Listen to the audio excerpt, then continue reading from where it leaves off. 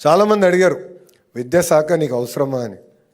కఠినమైన శాఖ, ఉపాధ్యాయులు ఉంటారు, సంఘాలు ఉంటాయి. ఈ ఛాలెంజ్ నీకు అవసరమా అంటే వాళ్ళందరికీ ఒకటి చెప్పారు, జీవితం అంటేనే ఒక ఛాలెంజ్. ఛాలెంజ్ లేనిది జీవితం లేదు. ఈరోజు కొన్ని సంఘటనలు మనం చూస్తున్నాం, చాలా బాధ కలుగుతుంది. మార్కులు తక్కువ వచ్చినాయన్నో, లేదంటే ఇంట్లో తల్లిదండ్రులు గట్టిగా చెప్పారన్నో పిల్లలు కుమిలిపోయి ఏకంగా ఆత్మహత్య చేసుకునే పరిస్థితికి వస్తున్నారు.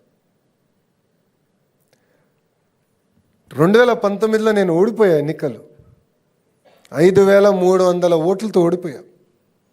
ఒకరోజు బాధ కలిగింది, ఆవేదన కలిగింది. కానీ రెండో రోజు నుంచి ఆ బాధ, ఆవేదన నాలో కసి పెంచింది. నేను కన్విన్స్ చేసుకోలేకపోయా ప్రజల్ని. 5 సంవత్సరాలు కష్టపడతా, తిరిగి వాళ్ళ మనసు నేను గెలుచుకుంటానని 5 సంవత్సరాలు కష్టపడ్డా. అనేక మంది అవమానించారు. జీవితం అనేది అదే, అనేక మంది అవమానిస్తారు, అనేక మాటలు మాడతారు. కానీ ఒక లక్ష్యం పెట్టుకుని పనిచేస్తే మనం అనుకున్న లక్ష్యం సాధించే శక్తి కూడా దేవుడు మనకిస్తాడు. తిరిగి అదే నియోజకవర్గంలో నేను 91,000 మెజార్టీతో గెలిచాను. శాసనసభ్యుడిగా నేను శాసనసభలో అడుగుపెట్టాను. అదే బాధ్యత నేను ఈరోజు ఒక విద్యాశాఖ మంత్రిగా స్వీకరించాను. ఇక్కడున్న ఉపాధ్యాయులు అందరూ తెలుసు, తరతరాలుగా అనేక సమస్యలతో మీరు ఇబ్బంది పడుతుంటే అన్నీ మనం పరిష్కరించాం. టీచర్ ట్రాన్స్ఫర్ యాక్ట్ తీసుకొచ్చాం. 1 క్లాస్ 1 టీచర్ కూడా ఏకంగా 9,600 పాఠశాలలను మనం నియమించుకోవటం జరిగింది.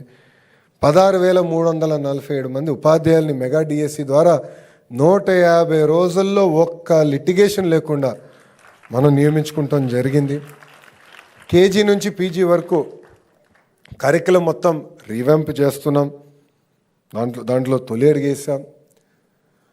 మీరు చూస్తే ఇప్పుడు పిల్లలకి అందించే పుస్తకాల్లో కానీ, బ్యాగులు కానివ్వండి, అదేవిధంగా బెల్ట్, యూనిఫామ్లు ఎక్కడ పొలిటికల్ మెసేజింగ్ లేదు. ఎక్కడ మంత్రి గారి ఫోటో, ముఖ్యమంత్రి గారి ఫోటో, ప్రధానమంత్రి గారి ఫోటో కూడా లేదు. మీరు చూస్తే ఏకంగా ఇప్పుడు డాక్టర్ సర్వేపల్లి రాధాకృష్ణ గారి పేరుతో కిట్లు మీకు అందించాం. డొక్కా సీతమ్మ గారి పేరుతో మధ్యాహ్న భోజనం అందిస్తున్నాం. సాటర్డే ఏకంగా నో బ్యాగ్ డేగా కూడా మేము నియమిస్తాం జరిగింది.